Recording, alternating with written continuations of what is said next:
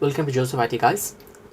Today I'm going to show how to fix this black and white color problem in your Windows computer. It may be laptop or desktop.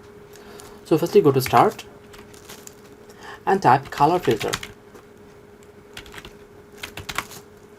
Okay, when it appears, go there. And as you can see, use color filters. Under this, simply click on off. Okay, it is now deactivated and the color has come. As you can see, this is the colored version. Okay, this is the normal version of your Windows computer. But again, if you want to come back to the black and white version, then what you have to do, you have to switch on the color filters. Now it is black and white again. Okay, and by doing so, you can bring your color back and can also make it black and white easily. And that's a simple process of doing so. Hope you like this video and please subscribe to Joseph IT.